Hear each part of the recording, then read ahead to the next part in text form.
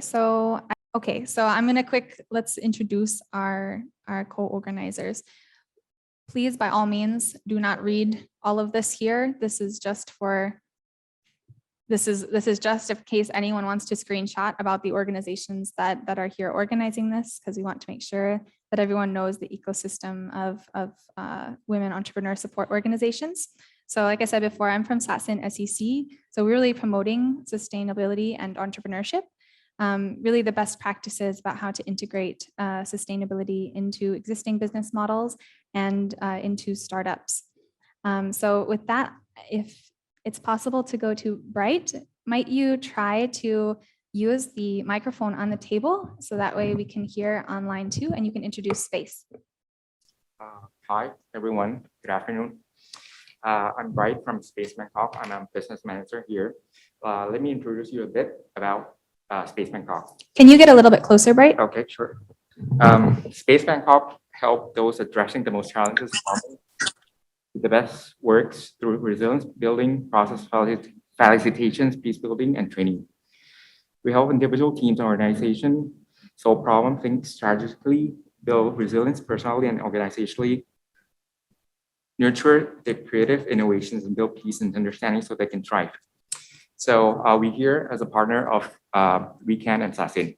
So let's go over to you for WECAN. Thank you. That'd be over to you. Yeah.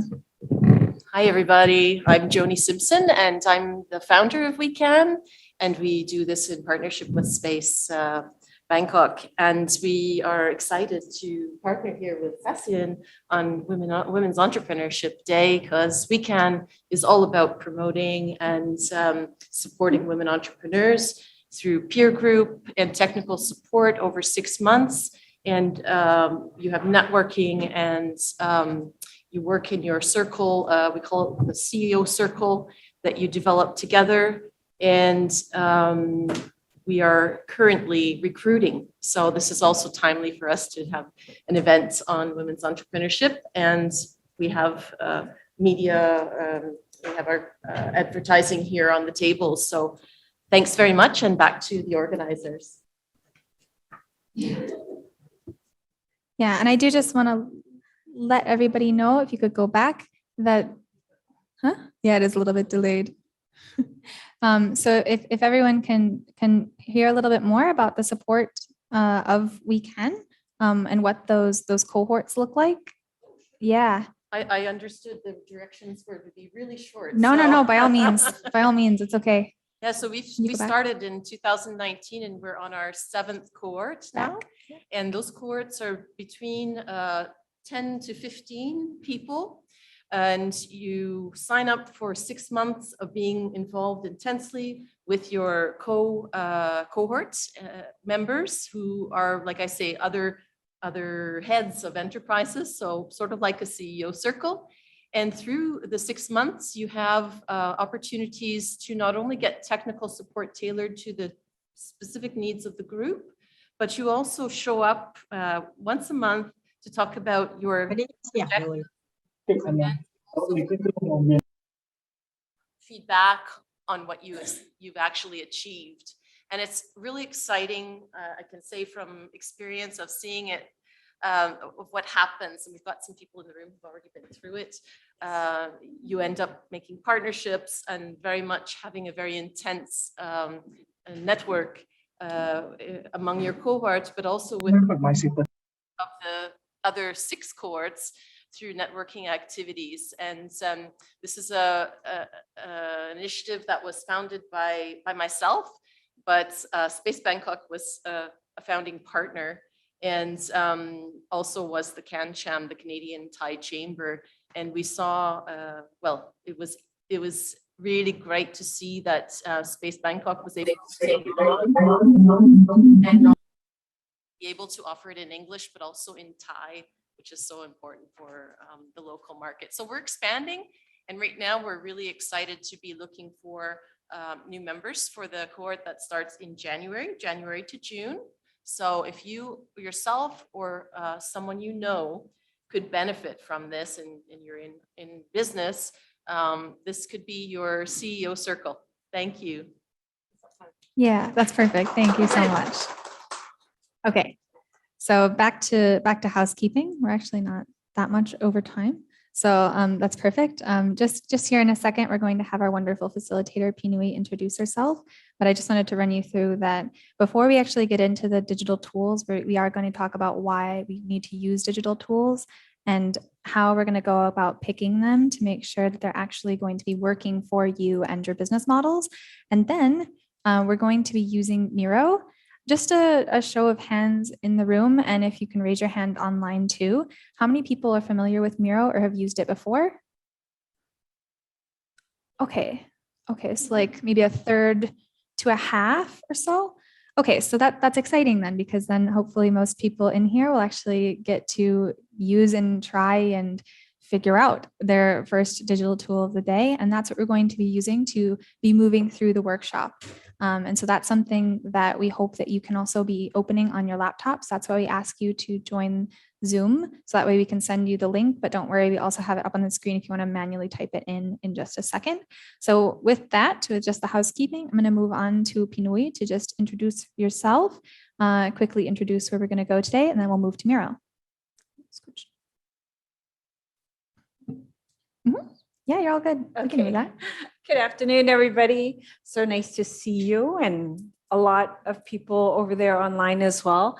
My name is Pashri. You can call me Nui for short. I've had, I think, besides being a mom, I've had two parts of my career. So the first part, I was working with a lot of MNCs. When I landed in Thailand, but prior, I also worked for some in the US as well.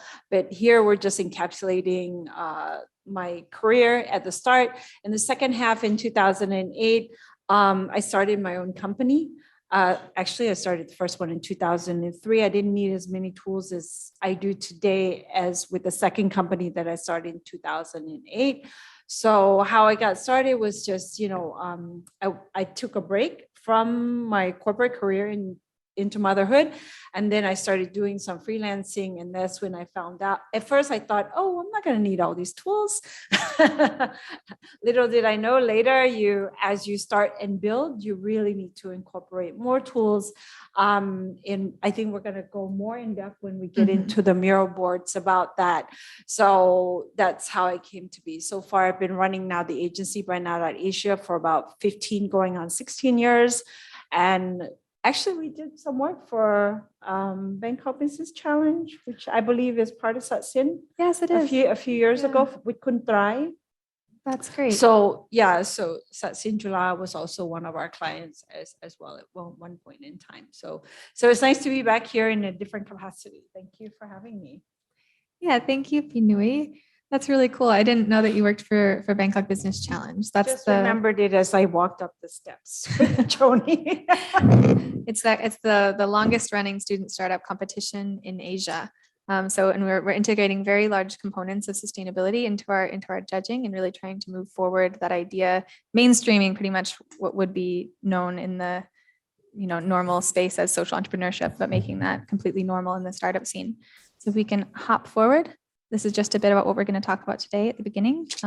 So if Pinui, if you want to cover this, you want to just just a quick. I think before you get into any tools, and I think this is what the MNCs basically help me to think through, is like you need to have a process. A tool is just a tool until you have a process, and if you don't drive it through the process and indoctrinate everybody through that process, then it's a tool. It's kind of like, you buy a, what do you call it? A treadmill or Stairmaster, and it becomes a code.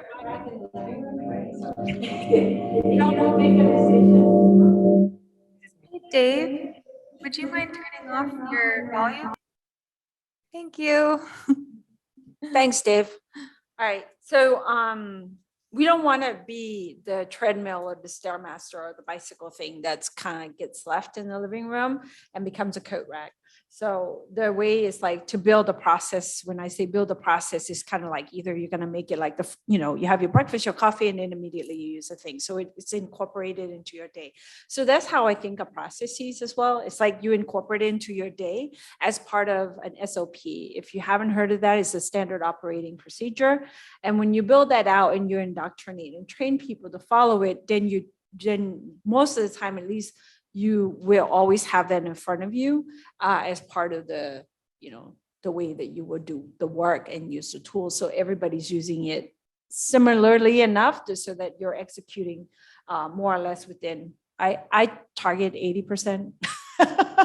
If we're hitting 80% of how we're doing it, we're doing good. If we're doing less than 80%, then it's not well, right? So that's how you communicate the workflow to the team, get them trained, and make sure it's moving along. Perfect. Okay, and we hop forward. So just one more housekeeping thing. Oh, can you? Yeah, okay. So just. Hi, Lena. Oh, thank you so much. Just one more housekeeping thing. So tonight we're also going to have a sundowner. We're going to be talking about gender finance in entrepreneurship and then gender responsive procurement and how these concepts come together. So this is really looking at how we're looking at the supply side, how we're actually able to pick suppliers and merging that with how investors are looking at gender lens investing. And we're going to also have a CEO on this panel. Her name is June, and she runs a very large Thai pharmaceutical company. So if you are able to make it to that, that's great. If you haven't registered already and you want to come, there's still room. So just putting out to anyone, but of course, if you can't, that's no big deal. Okay. And so here is our Miro link. If possible, we want you to click the link that has been sent in the chat or type it in directly. If you're using it on your phone, you might need to send it to yourself. It's better on a laptop or a tablet, ideally. But if you only have a phone, that's okay.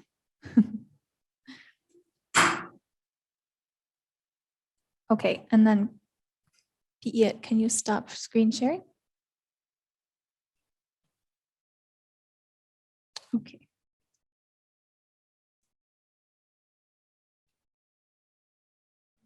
So here we go. Now can everyone see my screen? I'm seeing some of you on here. Perfect. Da, da, da, da. So if we can all migrate ourselves, which I think we are, around this get to know each other space, we would like to ask everybody in the room. Oh, did my Zoom just fail?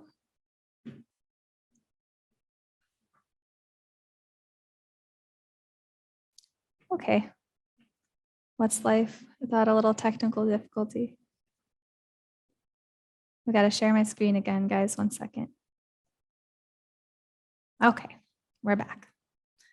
So if it's possible, I keep having this in my ear. That's really hard. Okay. So please put your name on a sticky note. You can find these sticky notes over here on the left.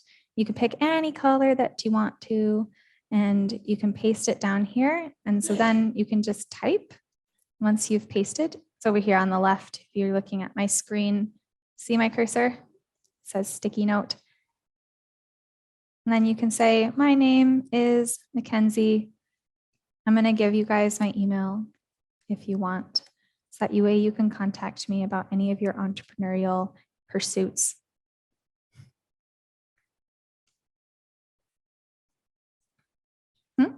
This is the energizer part. Sorry, this is less energizing. I just realized that for those in person, as soon as you're done, you can also just pair share with people at your table. This would be a good time to get to know everybody.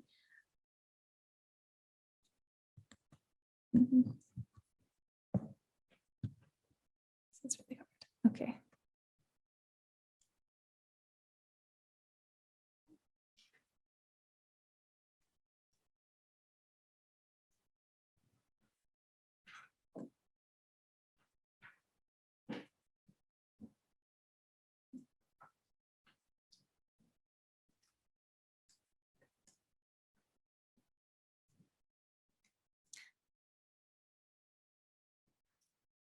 Awesome. How's this going? How are our friends on Zoom doing? do you want to put into the chat how everything's going? I don't want to leave you out.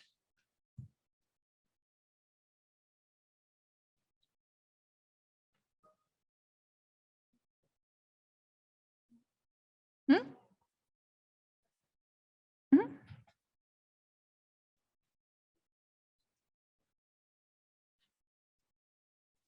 All right.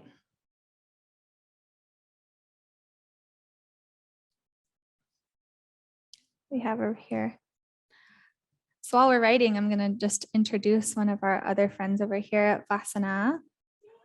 Vasana works at Satsin. You want to quick introduce yourself? One fun fact. Hi, everyone. I'm the new addition to the infamous SEC team here at Sasin, and nice to meet you today. Fun fact about me is I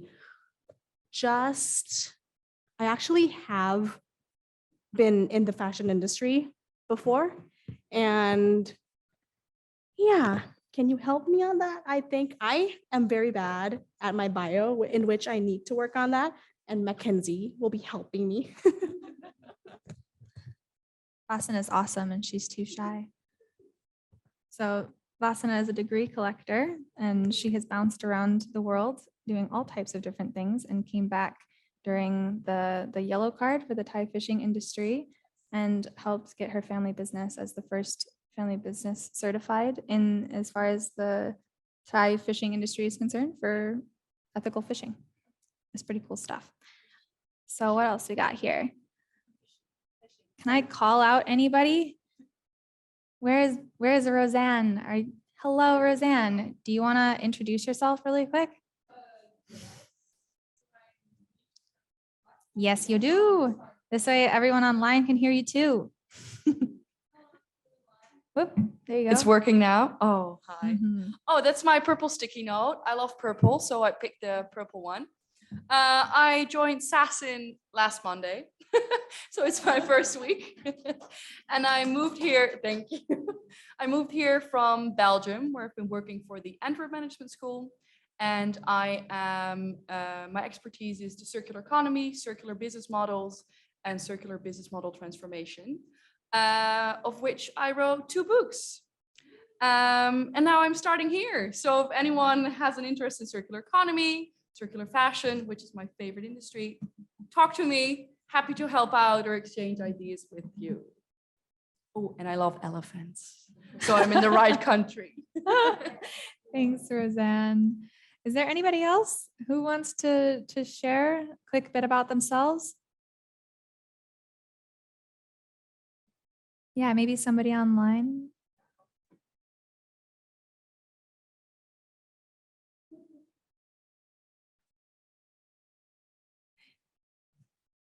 Maybe we're shy online. That's okay. I think I see Jen here. Jen put her sticky. Okay, if nobody else wants to share, but does anyone have any questions so far about Miro and at least using the sticky note part of this? You're still working on it here. Okay. Just give a little trick for tomorrow. Sure. Sure. Do you want to go hop yourself there?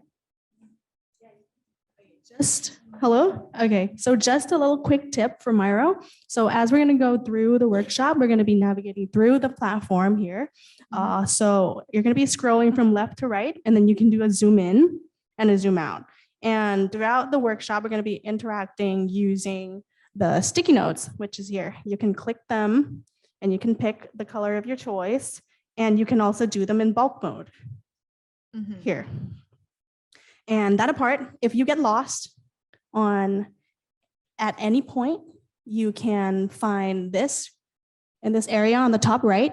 There is an initial and or your display picture here. You can always click on M for Mackenzie because she's going through the plane here, and you'll find her right where she's at if you're ever lost on the platform.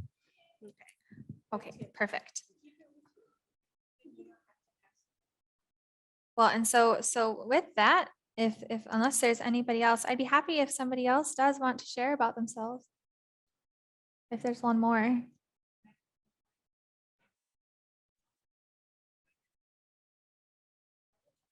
Okay, there we go. Vasana will help.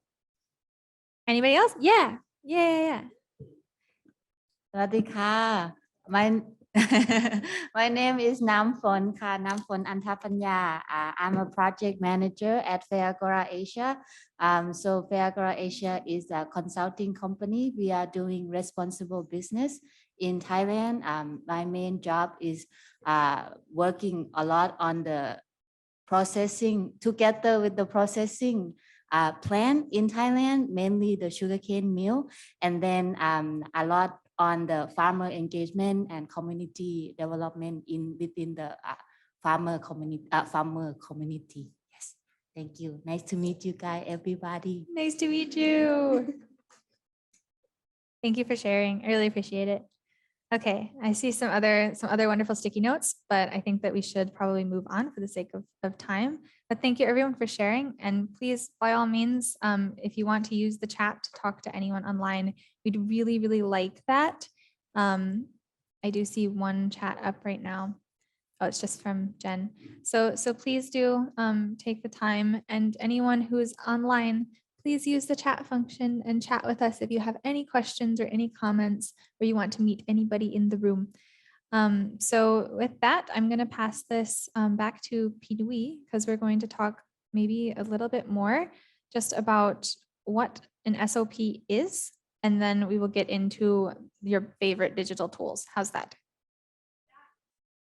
Okay.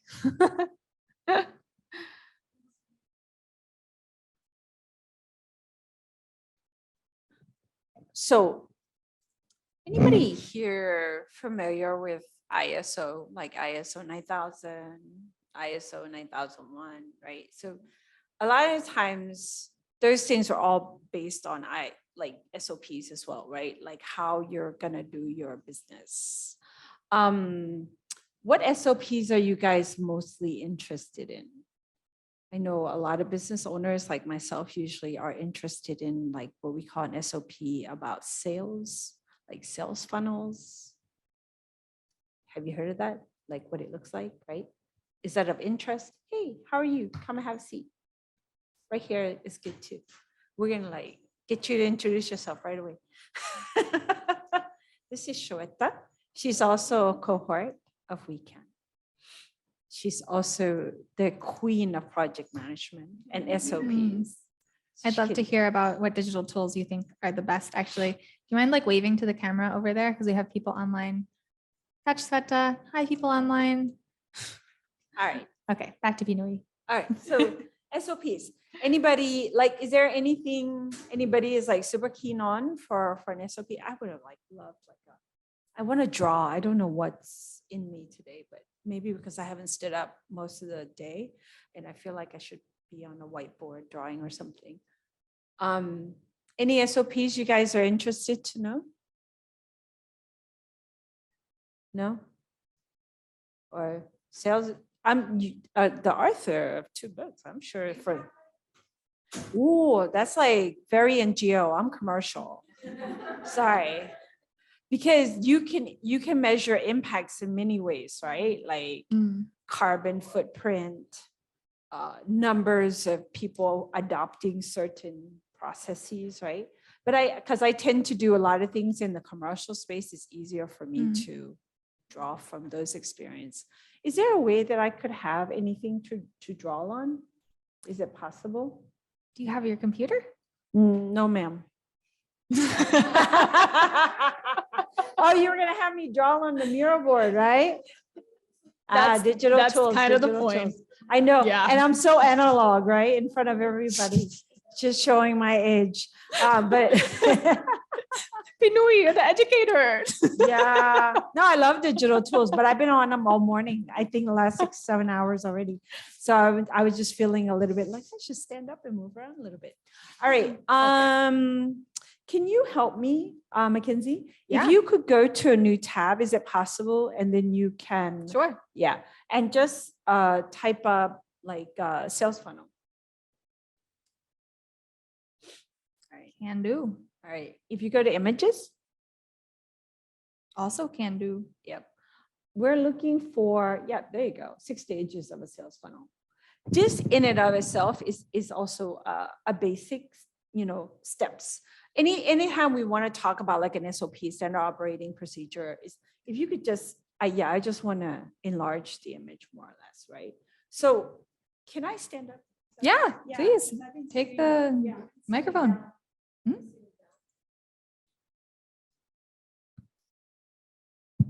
Okay, so who here is responsible for doing any sales for their company? All right, so we've got at least about half of the room, right? So when you're responsible for the sales of your companies, are you a sales role or you're like the MD of your company? Sorry? A big company, right? You're the company, right? Like if you don't sell, the company can't exist, right? Okay, I got you. I feel the pressure also on me as well. Anybody else? Anybody else whose role is just sales, or you're like the CEO and responsible for, okay, yep, you as well, right? Okay, so I want to introduce you guys just something like really simple. Okay, we have this thing, what we call the top of the funnel, the middle of the funnel, and the bottom of the funnel, right? But here we're talking about SOPs. Because some of the stuff that I build out in my company, I don't want to show you all, and it's kind of boring if you're not running a marketing agency like mine, right? So let's say when I look at a sales funnel, the top of the funnel, in the way that I feel the top of the funnel, at least for my company, is by creating content, marketing content, right? So I could be writing a blog, I could be writing an article. Sorry, what do you sell, ma'am?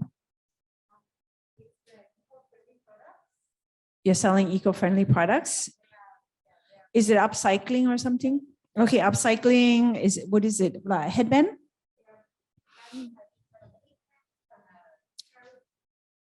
Cool, look at that. She's come like prepared, props and everything.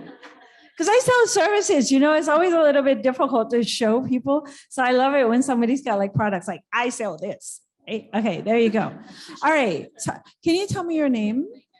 Can you tell me your Air? Okay, Kun Air. So how do you get people to know about your product? Like one of the top ways that you do it.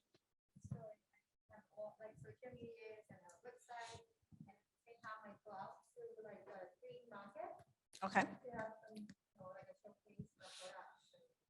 Okay. So that's kind of like point of sale right away, right? So we would call that the middle of the funnel. Right. Okay. So, but step one, normally, how do you get people to know about your brand? What's the name of your brand? The Good Stuff Thailand. Right. So how do people generally know about you? Is it because through the advertising or just the fact that like word of mouth first? Okay. So your first step in the SOP is basically you told your friends, right? Or you give them something to incentivize them to tell other people as well. You go to the market, everything. Okay, so you go to those green markets, right? So that's the beginning of, by the way, have you guys heard, I'm going to talk a lot about sales, that normally people don't buy from you until normally the 8th or the 9th time? Right, just so, yeah, now you have, okay. And sometime now, but with social media, actually they think the touch point could even be double or quadruple. Right? Because we're a little bit desensitized, with all the pop-up in our phones, because like you might read an article and then they remarket it to you on your Facebook or Instagram or whatever social media you've got. And then you might see it again on, the VGI display on the BTS, those kinds of things. So all of those things are considered touch points. Okay. So like Kun Air here, she's going to the market. Do people buy from you right away or do they take your card sometime? Yeah, they do take my cards. And what do you do to get their information? I actually have some free gifts. But is that only if they buy or you just give it? Give it. Okay, so she's doing what we call reciprocity. Okay. There are 6 pillars in terms of the psychology of influence, and they influence people to like your brand or want to buy from you. There's a book by Dr. Calandini. He is I don't know if he's currently still a professor, but he's quite famous. I read his book when I was doing my master's. And so if you want to be a better content creator, be a better marketer, be a better communicator, it's good to know these 6 pillars. And one of them is reciprocity. There's reciprocity, scarcity. Oh, I don't know. I forget them all, but I know how to enact them when I do a campaign. So she's doing reciprocity. Just like when somebody they walk by here, it's like, oh, look, look, right? It's like here. Even that is a form of reciprocity. It could be even a Halls item, like take something, you have a lollipop, take it for your kid. So, but how do you get their information? Like, do you get their information? No. Okay. So have you gone to other booths at the market and they immediately say, hey, will you follow me on Instagram? Has that ever happened to you or anybody? It's happened to me a lot. Whether I want to buy or not buy, she will go, oh, by the way, here's my Instagram shop. I since you stopped by, in case you might want to see our new collection, right? So that's another this is a sales operating system. Why? Because we're trying to move the people through the funnel, right? So why? Because the first step is like, you got an awareness. Now I want to keep in touch with you. I know Joni's favorite is Samantha's basement. And she immediately, because I always like her clothes. They're always like very, very colorful and very cute. And she immediately, hey, Nui, help join this one immediately, right? So word of mouth immediately. And she's still on my phone. I haven't bought anything, but I'm always like, let's retrieve, I'm always like licking the window. I'm always window shopping on her stuff. And eventually I want to go to her tongue law shop because a friend has mentioned it. So, and I really like that it's very colorful. And as you can see, I also like colorful clothes. And so it's an interest to me. And although I haven't bought, I still follow it.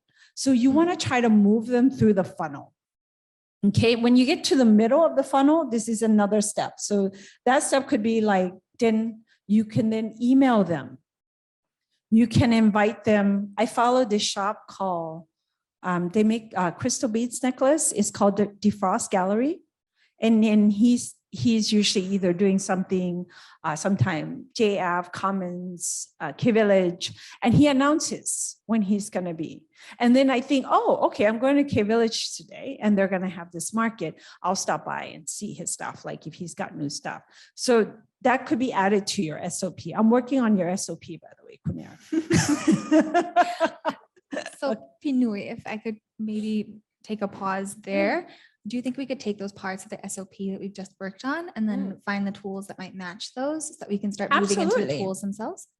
Cool. Right. Can I hop back to Miro? Mhm. So which of these maybe big buckets would be the most helpful for you? Is this something where we'd want a CRM? Is this something where we need to have a look at marketing? Where should we, social media, graphic design? Where do you think? I would map it. I would map the SOP out first, and then I would plug in the tools. So for me, I have a like a mini ERP. Do you guys know have you heard of what an ERP is?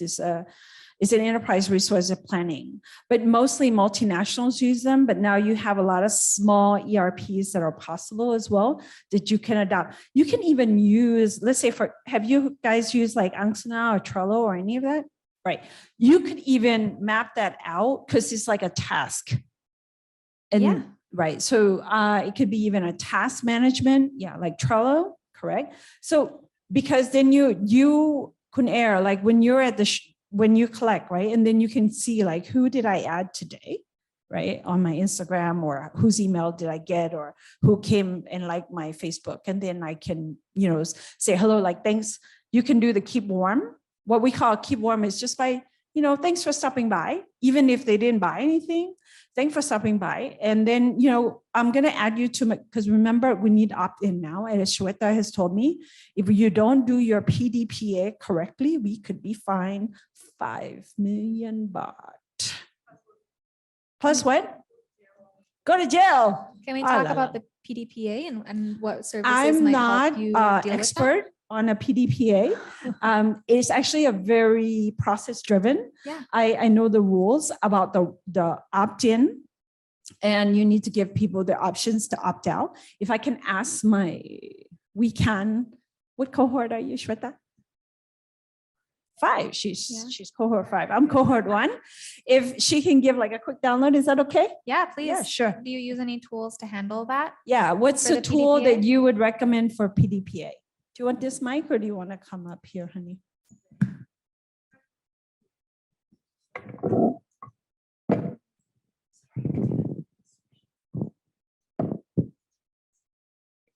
Okay, so PDPA essentially is this Personal Data Protection Act. Mhm. And what it does in very short is that as a data owner, because when we give our data to companies, it could be the simplest of things like, Amazon, Shopee, Lazada, because we're giving them our names and last names, our addresses, mailing addresses, phone numbers, email address.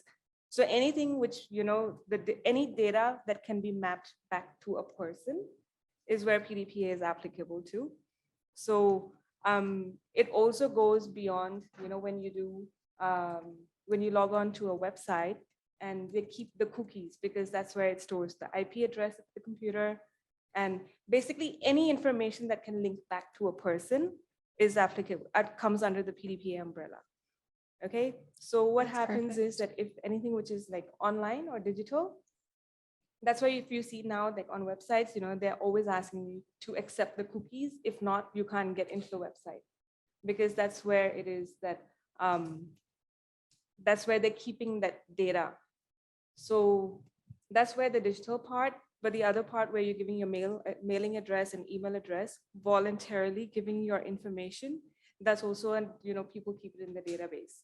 So now it depends on the company, on company to company basis, on where they keep that data or where that database is kept and who has access to it.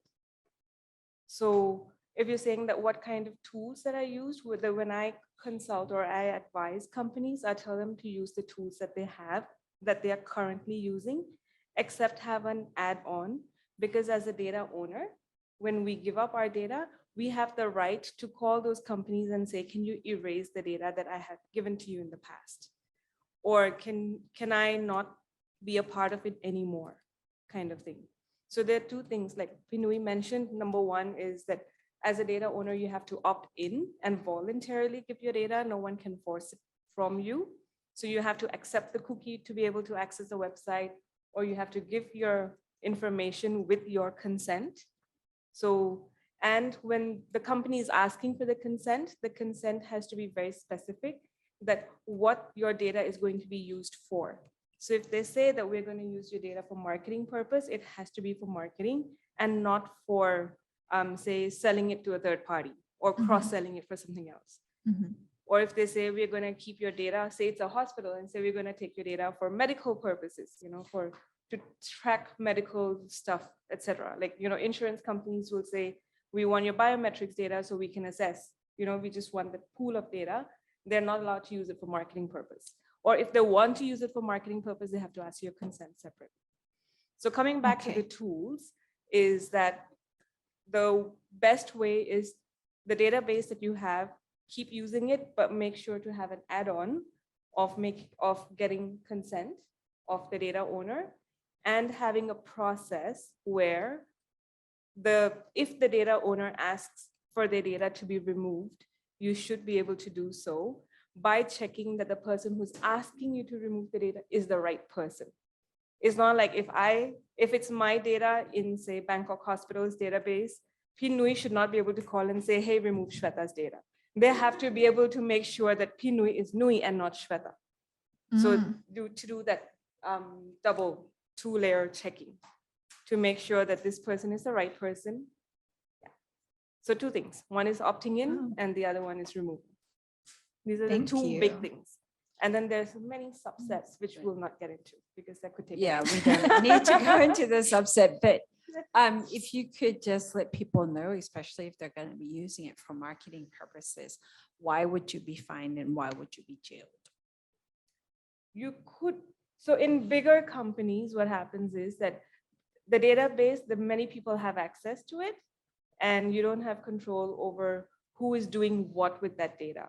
So in that way, which I said I want to get into the details, is where you'll have like a data protection officer in place, and you'll have a data controlling officer in place. So there's like the DPO for data protecting officer and DCO for the data controlling officer.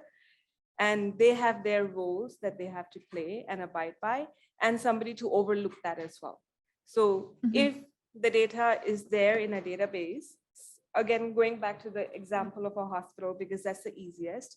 So if you call in to the call center to say, I want to make an appointment, and you give certain amount of data to say that this is my name, my date of birth, or my my ID, the hospital ID, and they get you an appointment. So the person at the call center already has that data. They can keep it or write it down and sell it to, say, a different hospital. So that's where people can get jailed and fined, because you're giving your data for the purpose of making an appointment, not for marketing. Yeah. That's where an SOP comes in. Yep. And you should, whoever, like all of my employees and contractors have to sign a agreement with me for when I show them things, whether I send them files, because I have a lot of client strategy files, and I have to sign off on an NDA. So I want to make sure everybody that's in close proximity and working with me on a daily, that they don't take that for personal use either. And it's not just the emails, telephone, but it's just any general. Any data which can be mapped back to a person. So it could be, say, an ID number, like a Thai national ID number. Just the Thai national ID number is already personal ID. But if I say I have your name, Nui, it could be any Nui. So that's not personal data. But if I have, say, Nui plus the phone number, that can be mapped to you. And then that's where the PDPA kicks in. This is, I think, really, really useful information, especially given that a lot of the tools that we're going to cover in like the second half of the workshop cover this issue quite strongly. Like, for example, if you're using like a website host that takes data, or if you have a survey instrument that you're using that gets people's personal data, you actually have database management tools that would be able to link this back, or even your project management tools themselves have usually some database capacity to them. So I think this is a really great way to frame where we're going, to make sure that everyone is safe using these really powerful digital tools that have come about. But maybe if we could just hop to some fun things. You have a digital marketing agency. So it would be really great. I think one thing that I've noticed more and more is that in this digital marketing space, more people are doing it themselves. And they have to, in that kind of bootstrapping that we're in right now. I think that every type of company needs some kind of a brand presence and needs to be able to communicate. So do you think that we could hop back to maybe some tools, maybe like Canva or Loom, or some interesting fun ones that are going to be really useful in this space of communication and branding? Yeah. I'm a softwareaholic. I must confess, I buy things and sometimes I stop using them. And the office tells me, Kunui, like, you can't have us change all the time, because then there's this learning curve of us needing to go through all the different tutorials. I love tools, and sometimes it's at my own detriment, because I just, it's like bling for me somehow. By the way, who here is using Canva or has never heard of Canva? Using. So at least 3/4 of the room is using. All right. So it's there's many, I definitely think it's a great tool and it's easy to learn, right? So, and there's many like it as well. I use a competitor. I use Create Vista because I think Kun Bright and I at one point, because you're on Canva, and I created something on Vista, and you said, "Oh, can you just send me over that?" I was like, "Oh, it's on a different platform." But what is it that you wanted to know? So why do you use Create Vista instead of Canva? I'm a bargain basement shopper. Okay, yeah. Does that mean? So sometimes I buy stuff because I get codes. You know what I mean, right? Like I got a code. This one is like, okay, 25% off for this year. And then they raise the price on you. So I have this tendency. And then there are also some lifetimes. Have you guys heard of AppSumo or Deal Fuel? Okay. Is it possible if we could go to, like there's many competitors out, like Trello and Angsana and Slack, they're all competing, right? For basically, and then Monday has been heavily the big advertiser. And For the record, this is for the project management side, not Right. competitors to Canva.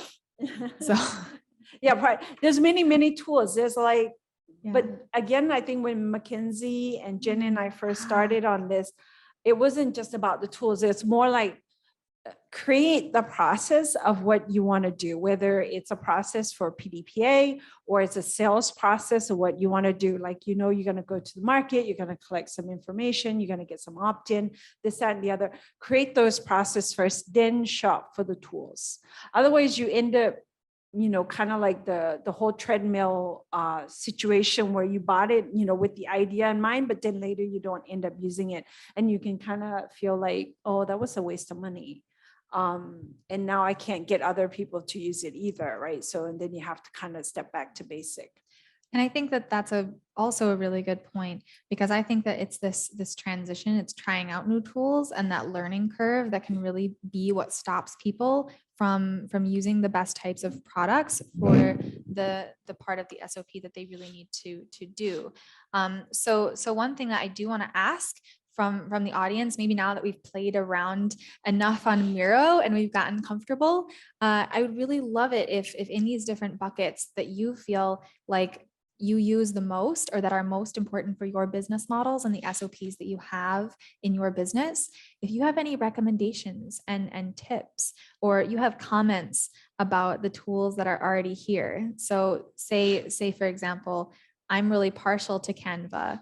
I'm going to add a note here, and I'm just going to give a little tip, because I think that the paid version is amazing, and it is really good for video as well.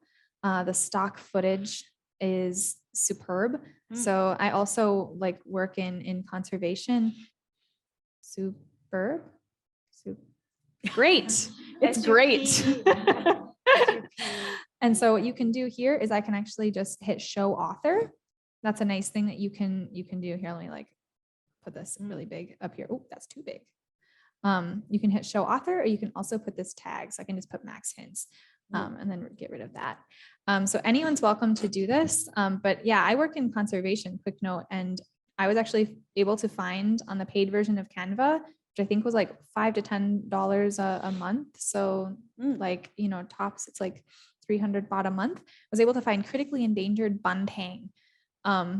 In Bantang, it's like an endangered wild cow. So that's the level of granularity that you can get with Canva in their stock footage.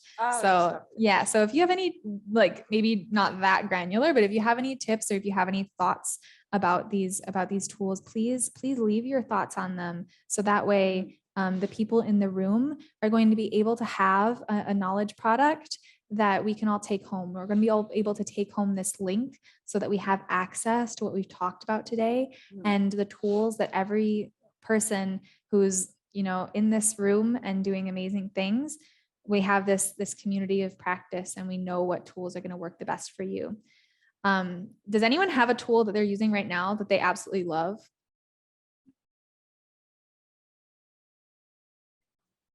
You want to use What's ClickUp? What's ClickUp? ClickUp, it's a project management tool. Okay. It's similar to Project Asana, management. Trello and stuff, but amongst them, I like ClickUp the most. Okay. It's the It's like, right? most user friendly. Why do you like it? it's the most user friendly, and it's easy to assign. It's very similar to Trello, but I just think that it's easier to set timelines on it and assign people to those timelines. So if I say that, you need to get this done by day after tomorrow, it will send you an alert day after tomorrow. Perfect. Yes. Sigrid? Yeah, it also reminds you by email when timelines are up. And what I always think is when you are tech savvy, the other side might not be that tech savvy. And I think ClickUp is easy for everyone to understand. Yes. That's really helpful. I hope you don't mind that tag. It's Shweta and Sigrid approved. Oop, press. Oh, sorry. I didn't know it was supposed to be white or red. I forgot to look. I email the press a lot. This is another service that we provide to them because we're doing media relations. So I'm actually sending a release at least anywhere between 2 to 5 times a week. So I need a lot of, I'm in between 2 EDM systems. So I think the most common one that people use is MailChimp or Constant Connect or something like this. But again, I'm a bargain basement buyer because one of my goals is like to drive down the cost of the tools that I use, right? So I can maximize profit, commercial company. So I use Akumba Mail and the other one is MailerCloud. And in the back of our system, we have because Akumba Mail, I can send out to 40,000 per month. Akumba? How do you spell that? It's Spanish, ACUMBAMAIL. Akumba is Spanish. And I'm sorry if you go in and you see them, one of their issues is that the thing defaults into Spanish immediately until you switch the language to English. It always does it. Akumba, like Akuma Matata, and Akumba, ACUMBA. Ah, Yeah. thank you. Akumba Okay. Mail. MAIL. Chai. And then MailerCloud. And I also use Send in Blue in the past too. So, and this was what, how many? 4,000 a day? I send up to 40,000 a month on Akumba. 40,000. Yeah. And then I have MailerCloud, which is also the competitor of Akumba. And then I also have Send in Blue because I am talking to the media a lot. But I need, because I don't know what's the maximum. Normally, like when you're emailing people, I think it's no more than 5 or 10, right? In a CC, like a 2 or a CC. This system is like one press release, like the one I sent out this morning went to around 500 media because it was about food. So it went to food, travel, lifestyle, women, health. So those were all the media desk that I was hitting. And these are individual emails of the actual media. And the reason why we need to use this system because it's part of the online system so that you don't get blacklisted, your server don't get blacklisted if you just send them out as a blind CC. So remember, if you're using, if you're needing to email a lot, you want to use this system. And they'll also give you a report who opened and who didn't open. And if it's a soft bounce or a hard bounce. So a soft bounce is their inbox might be full. A hard bounce is like that email's dead. So you need to remove them from your system because you don't want to be sending to a hard bounce all the time because you're going to get flagged as a spammer. And then you'll get locked out of system. And each of these systems, by the way, they will also ask you, do you have an opt-in, opt-out? And they want to see your previous EDM before they'll give you an account. So it's not like you can just buy it just because you have money. No, they'll ask you for these things because there's a lot of people doing phishing.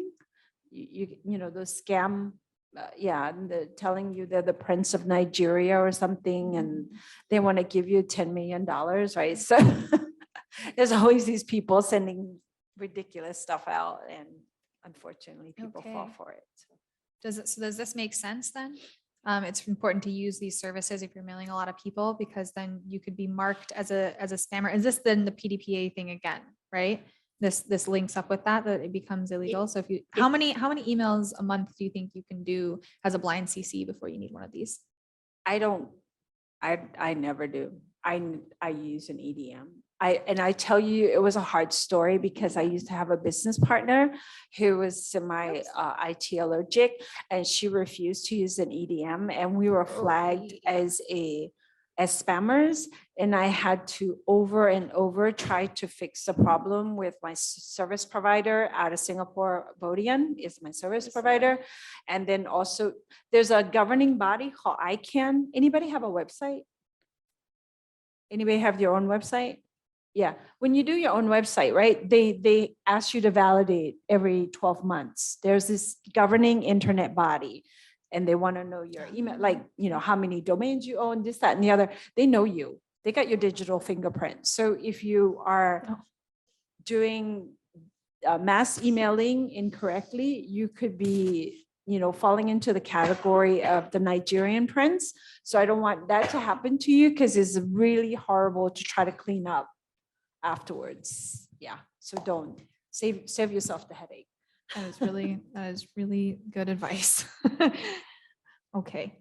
Do we have any other main ones of these buckets that we want to get covered? Are there any that people in the room are interested in? Are you interested in things in video conferencing, in website hosting, financial services? Are there any of these that really pique anyone's interest that you want to learn more about? You want to tailor this to the audience? Our online audience as well, right? Yeah, online audience as well. Please put it in the chat. I'm looking at Jen it. says so. you need the right process and the right tools to support it. It's Yes, true. Jen, I agree. There's one more tool that I can think of. Like we Yeah. talk a lot about blogging, because now you say that you need to write blogs to be able to get the awareness, or to get people to know who you are digitally. So for blogs, there's this website called Medium. I don't know if anyone's heard of it. Yeah. So the cool thing about Yeah. Medium is you can have a free version and a paid version. Paid version allows you to read more blogs, but free version has certain number of blogs that you can read per month.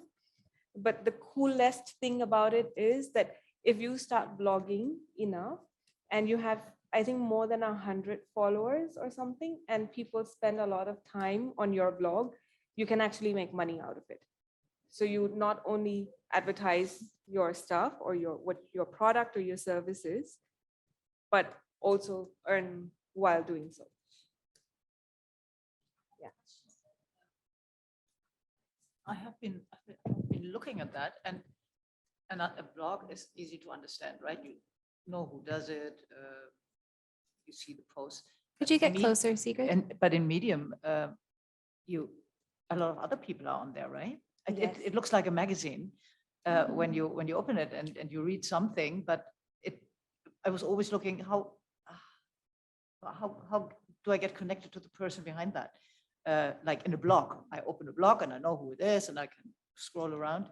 Maybe I didn't go too much in detail, but is that possible? Yes, you can reach out to the author if you want, if that's what you mean. And there I can also see whatever this author has done. Yes, So it's then I come to the personal, correct. Yeah. but that's the paid version, right? I think you can do it on free as well. But then on the free version, you can read like only a few blogs a month, and then you can only reach out to a Right, few then authors. it tells a me, month. go away. Yeah. Right. Yeah. Okay, thanks. Those are great questions, guys. Thanks. Has anyone else used Medium? Is anyone else a Medium blogger? How can you integrate Medium into your website so that you can create the meta tags and stuff for SEO? Does that work? I'm not sure about that because I've only done like blogging on Medium, but not integrated it anywhere. Do you have a website? Okay. Yeah. Yeah, because I got lucky. My brother is a coder and he's our webmaster. So, and I think I'm the last client he's working on. He's semi-retired. So all of my blogs is part of the WordPress. I don't upload it myself, but I give it to him. And then it as part of WordPress, he does this thing where he automatically, you can automatically get it to hashtag, right? To populate the hashtags. You guys are using hashtags on your content, right? So it makes it easier for people to find you. Let's say you're doing upcycling, right? Upcycling, purses or wallets and things like that. So you might want to hashtag those things. But I put it in my site because then because Google have these spiders, right? And it helps for people to find my site without me having to spend a fortune on paid search. So that's another tip if you guys are blogging regularly. Because I think if it's separate, I'm not sure how does it integrate, or can you do a backlink or anything? Okay. Are there any other of these that anyone wants to learn about, wants to learn more about?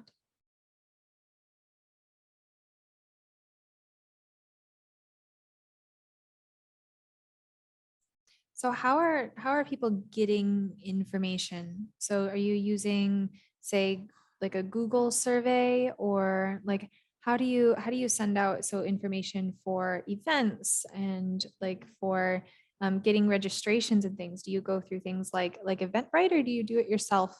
Just out of curiosity, is there anyone that has experience in this?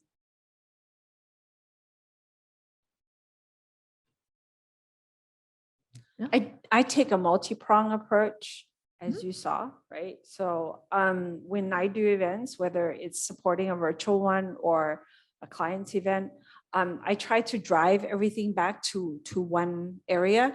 Like for some clients, I'll do it on Eventbrite because there's a way to transact and the money and everything on the PayPal, so it makes it easier for the payment gateway.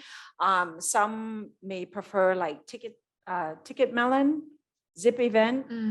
These are all, by the way, just platforms that you can park your events, and most of them are free, unless they're like super big. And then they also have different services like Zip Event. You can either hire them where they could also, let's say you're having a conference and you're expecting 500 people. They'll also have people that could come in and doing the check-in with you and everything, and collect the money, and they'll take a percentage. So this is what I knew of them because they were doing this thing for the Grunxi Accelerator. I forget the name right now of the event, but it was over like almost 1,000 people, and they brought, I think, 20 speakers from Silicon Valley out. Dr. Kit, the kid is the person. Rise. Rise, but the name is like something, I forget the name, it slips me, but it's tied back to Rise. Yeah. So, but when I do like just because it's I want people to see it in various places, but the link usually I always want it to come back to one, because then you can collect the database. I'm big on database collection. I used to be head of CRM for Ford Motors, so we keep everything. But we, of course, with permission. So I'll put things on LinkedIn. When we were collaborating with Kumbrai, I'll put things on LinkedIn. I'll put things on Facebook. I'll put it on, and then I'll also do an EDM. But I drive the registration back to one focal point. So that's usually how I do it. And I also even like the Eventbrite because people will go to it just as a discovery platform, with personal and professionally. Like maybe if you're looking to connect with project management, or get to know other organizers of markets, right? Because you don't always know. Let's say you're going to Chiang Mai for a couple of months to source some things, and you want to get to know the different markets around Chiang Mai. You might explore things on Ticketmelon or Eventbrite to see who's organizing around here. So potentially next time you could also have a table or booth with them. So it's a nice exposure for your brand and what you do later. So if we want to take actually like a 10 to 15 minute break right now and just grab some snacks and come back in, then we can do that and do the rest of the 30 minutes, and we can do more, especially like Q&A, and do some deep dives into some of the core tools that we use in our everyday work that we might recommend. Yeah. Okay, so can we get back here at 4:55? There are some snacks in the hallway, and certainly I hope that you guys can all meet each other and hang out. And for those online, do you guys want to go get a tea or talk to me? I'll be here. I'll keep sitting here. So for those of you who's looking for snacks and tea during break, if you walk out straight out, it'll just be in front, right in front. We are coming back. For those online, I hope that we can kind of wake back up. Sorry that this was a longer break than we first thought. The cookies were too good. I think.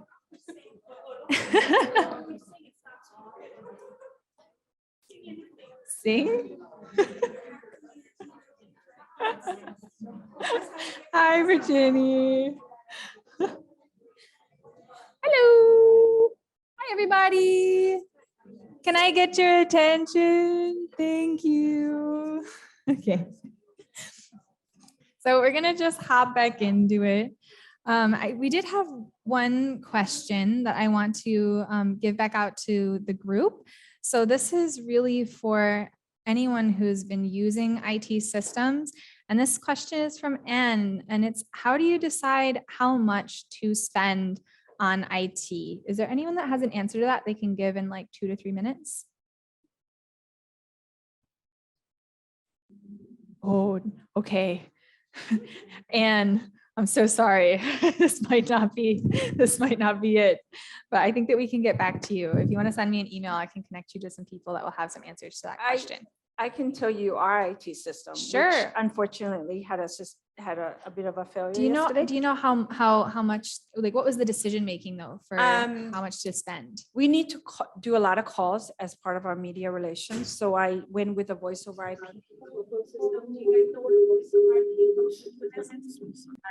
So you use a SIP number, SIP, like sipping a cup, and you need to get that number from CAT. But now I think it's merged with, CAT is merged with TOT, so they're called NT now. And our phone system, I think around that time, with actual set and PCTs, which is wireless with a base station, roughly around 70,000 baht. And then we spent another 50,000 baht on our server with switches and our load balancer with 2 ISP providers. I know this all sound like really technical, but actually when you see it, you're gonna go, oh, it's that thing, Chai. You've seen it, probably. Yes, ma'am. I have another question following up on the cost of the total use of the digital tool. So I'm just wondering, do you spend more money on getting people to know you, branding, or looking deep dive into the current contact of the people that you are having right now? What is the proportion of how you spend, like how much you put into those costs? I would say I probably do 60-40 or 70-30. But lately I haven't been doing much advertising. I get a lot of word of mouth generally. And I have more leads than I can process at the moment. Because we downsized our team because of COVID. I think many people did, except Kunair. But yes, she's a strong woman. We downsized our team. Pre-COVID, we were running around 15. And then we were down to around 6, 7, give or take, because we have some that are just part-timers, but they kind of like work in tandem. Do you know what I mean? And then now, I was talking to Shweta, the Mercury retrograde like lifted. And then now we're in the middle of this overwhelming storm of everybody wanting to do everything simultaneously. But for me, in terms of investment, right? Like how much am I going back to? And I would tell you that it's a lot easier to resell to a customer that you already work with. If you had a good experience already, it's easier for them to come back, but you need to give them a reason to want to come back. So for example, during COVID, one of the things that I did to get them to, because we couldn't host events, clients were sensitive to actually doing any spending to do any promotion. And the ones that had products that could go on Lazada and Shopee, then they spent on those platforms. And then they did like their own stuff on social media and some of the basics, right? So what we did is then we started to take all of our knowledge and then repackage them and put them up on Udemy. So now I have a PR training, I have a branding template, I have a crisis management checklist kit. What's Udemy? It's a learning platform. It's there's Skillshare, there's Udemy, there's what else? Coursera. Yeah, And my you daughter. use that internally? No, we can give the codes to ourselves as part of the training, but I created these online courses and then I made it Oh, that's interesting. something that I could then talk to my clients about. Because if they were gonna in-house, because they also wanted to save money during COVID. They didn't want to spend the marketing money. So they wanted to keep the people, but then upskill them. So I said, all right, I'm gonna help you upskill. And I'm not gonna go and train you. Some did ask me to do some online stuff with them, but then what I did was just automate it as a process. And put that on. And anybody can be a Udemy instructor. You just have to go. You have one? Do you have a course? Do you like it? Which one do you like best? Maybe you can share. I like the other one, cost cursor. What's the reason that you like it better? I just find it's very easier for me to keep in touch with my courses while working other things. I didn't really take so many classes in the other one too, so maybe that's why I need to experience more. Right. And in terms of price, maybe can you share what's the difference for everybody? I was taking like most in the beginning. I was taking most of the free courses, but they have a lot of free courses on Course Cursor more, Yeah. in my opinion. And some you can even get the certificate and all. So like What were you the former taking? Thai colleague, like they like to take more on the Course Cursor too because they want certificate. And when they compare the prices and Course Cursor is like cheaper for them. This is what I like understand. What were some of the courses you were taking? For me, I was taking those like psychological thing and then like some marketing skills related with the psychological. So because I am a mother of three, so I was taking like early childhood like things, education related. To help your kids during the Yes, Tracy, lockdown. Yes. Be a better Also teacher. because I was like I was trained in Montessori before because I wanted to be like I homeschool my kids, so I needed to learn about the like early childhood development, psychology, and educational process. So I learned a lot on those platforms.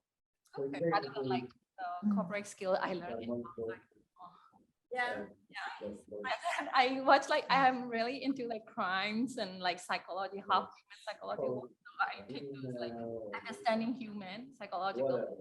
That help with sales. Yeah, NLP. Did you do any NLP courses as No, well? no. Okay, because I also took, I'm apparently what we call the unconsciously competent. Kun Yunan? So, oh, I thought it's this one. Okay, sorry. So yeah, like NLP, ladies, if you're into creating better marketing campaigns and things like neural linguistic programming, have you heard of that? It can also be a black hat tool as well. It's used to manipulate. It's also used to manipulate. Is this related to some of those AI tools? No, it's not. NLP is not AI, but I have a lot of AI tools. I use brand mentions as a tracking tool. I'm trying to mute, but it's not. Here. Oh. Hey, Callum, is that you from Eunice? I think it might be. Hey, people not folks, muting. folks from Eunice, are you on mute? Oh, thanks. Okay, I appreciate it. There's just some background noise. Okay. Okay, all right. So I have several AIs. I think actually I'm more than one, but the one that I use the most is to help my client because I need to track where their brand gets mentioned, whether somebody reshares or hashtag, and I need to get it into a report. And I tried to make it so that it's not so manual and it takes a lot of the staff time. So I bought brand mentions, but there's many other software like brand mentions.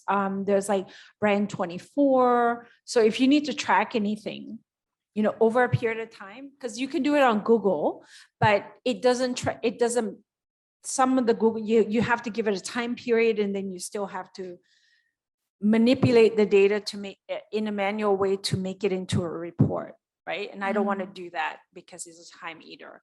So this does it all for us in one go. But because it's AI, and AI is just starting to become popular, I think, for the average user. Before it was very, super expensive, right? You use AI as well? So right now, me and my partner are creating like NFT artworks through AI, like the image, right? So we type, but we are still learning to get a good image or good artwork come out. It's how we paraphrase it, and also still learning. And also I heard like for the content writing as well, but that one I'm still new to it. Like people use AI for content writing. And for me right now, particularly me and my partner are trying to make an NFT artworks with AI. Okay. So, You're doing NFT stuff. yes, Okay. because we want to do a crowdfunding for our like vegan business. Okay. So it's And a which reward plat- system we will use as an NFT as a reward. Okay. And I And think which there were a platform will you couple do the AI crowdfunding?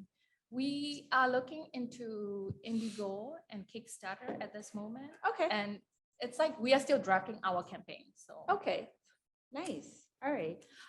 Yeah, there's Pepper Type, there's Bot Quill. What is bot quill? It's also Is it another, like Thai another bot? AI bot, BOTQUILL, Bot Quill. It's also another like AI typing. Like it will do certain things for you up to a free. And then if you need more, then it's becoming paid. And I think it's around $4 or $5 a month for the Bot Quill. So it's not, some of these tools are becoming more common and easier, right? Easier and accessible, but because AI is still, I think, in its infancy, it still does weird things. Sometimes it gives me, when I do the report, let's say I just did a media event, like a press event, to do the review of this kids area called Jumptopia for a Singaporean brand, but it'll give me things like, I don't know, some bowls, jump something, because it thinks it's the same name. So it makes some mistakes. It's Perfect. but they give you the option to erase it, to remove it from the report. So that's the thing. Any other tools you guys are keen on? Quillbot. I think the one thing we writing haven't tools talked- are really good, because one of the things that people have, one of the hardest issues to do is like sit down, they get writer's block, right? So like the Pepper Thai is similar to Quillbot. So yeah, you might want to try like the freebies at first, and then see, see if it's for you. Like you tried Udemy and Coursera, but you find like Coursera is better for you. I love e-commerce, but I find like Shopee is very difficult for me. Yeah, it's too many. I'm overwhelmed when I go into the platform. I like Lazada better because I feel like I can digest the stuff better. Not that I'm sure they probably more or less have the same thing. It's just, it really is going to come up to you and how you like to engage it. So one thing we haven't covered yet is anything about financial services. And I think just, Jen is gonna cover that. yeah, if we can toss that over to you, Jen. Sure. Can everybody hear me okay? Yes, we can. Hey. When we finally migrated at one point, when you start your business, everybody's using Excel, which is fine. And then at some point you realize, actually, I need to use something more advanced.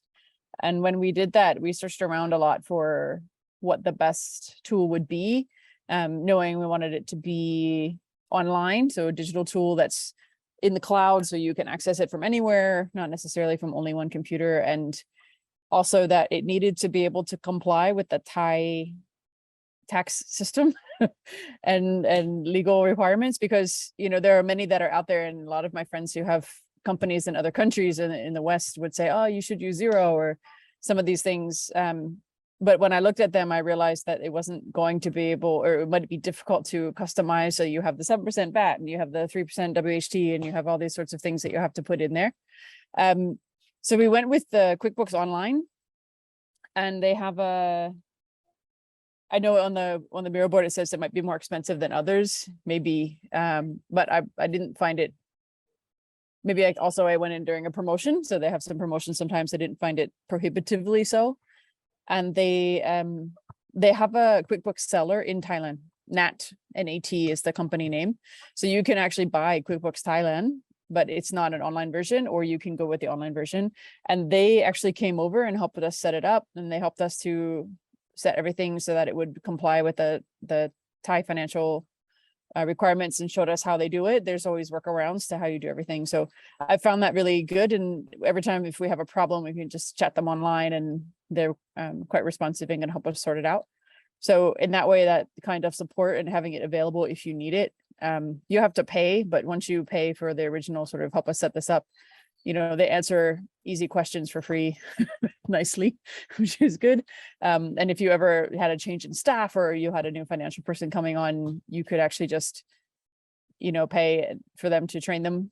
And it's not super, super expensive, but it works well and is successful around the world. I'm currently sitting in Nepal, which is why I'm not there with you now, doing some work, and I can access it anywhere.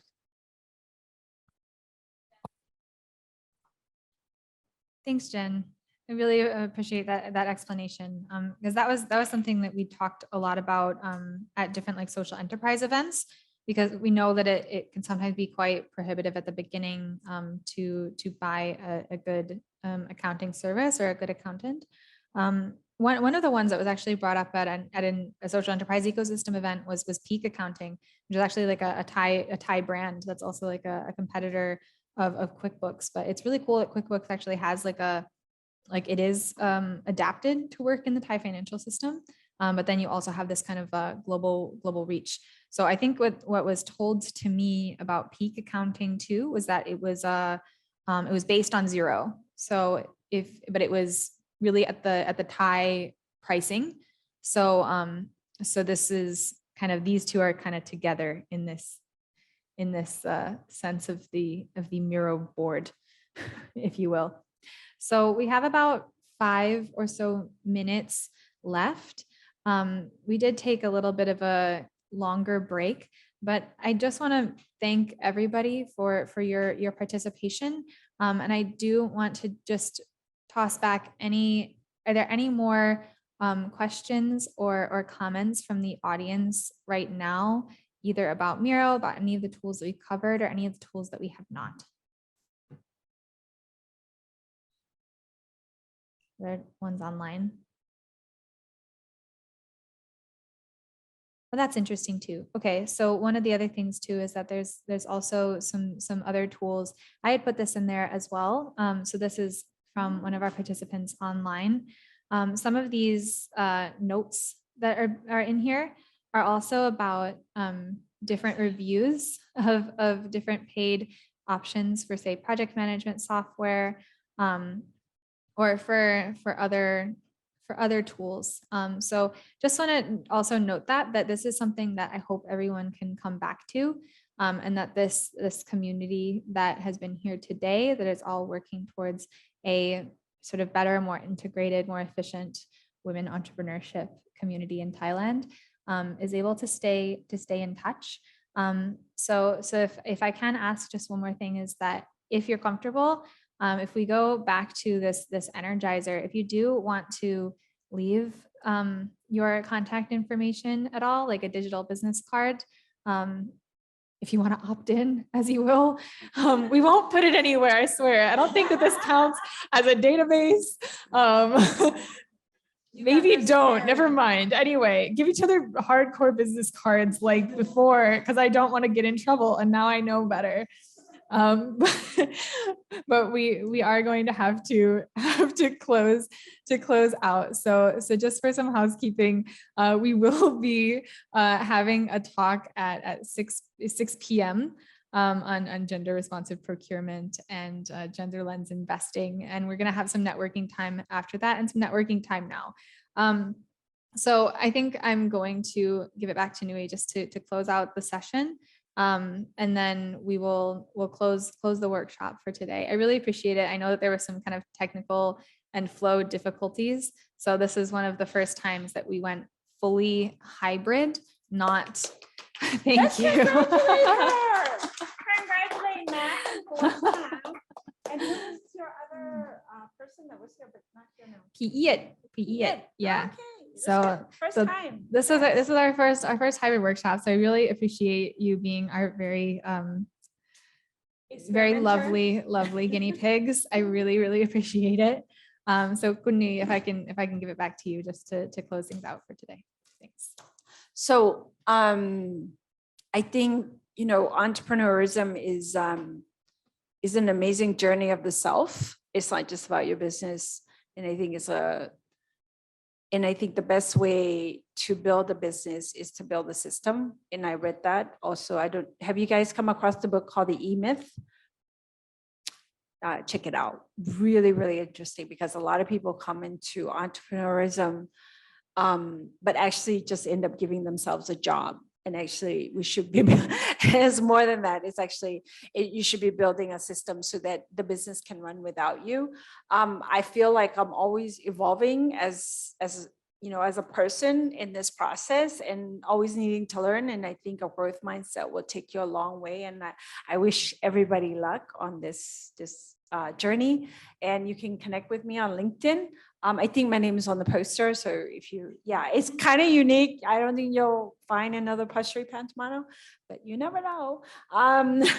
So connect with me. And if you want to ask me anything, you know, just inbox me on LinkedIn. Thank you so much for your time today. Thank you. And thanks again for all the participation online. So now we are going to close out this Zoom session. So bye, everybody. Bye, Jen. Bye. Bye. I like that thing. What was the thing Okay. about, like, the reviews? Will you be sending some of these consolidated stuff back? Yeah, so this can be in an email to all participants as we clean up the Miro board. I can keep this on. So yeah, we're gonna clean up the Miro board and add a little bit of more information to these. Make sure you've got all the buckets in the right place. But please do, if you have any more ideas, if you have any more tools that you want to include or comments, please include them, because we are going to probably lock this down somewhere probably around tomorrow. So if you have any last minute thoughts today, that'd be really great, because we want to make sure that we don't have it altered or have things deleted on accident. So, all right, folks. Thank you. Thank you. Also, can I just get a raise of hands of who's joining the panel discussion afterwards? Yes. Okay. Yay. Okay. So for those of you who haven't registered, if you would like to join, you're more than welcome. Please come to me so I can get you registered for the event. Okay. It starts at 6. So there's about half an hour gap, and then it'll last until 7 p.m. Thank you. There'll be food and networking after. If you are, okay, thank you.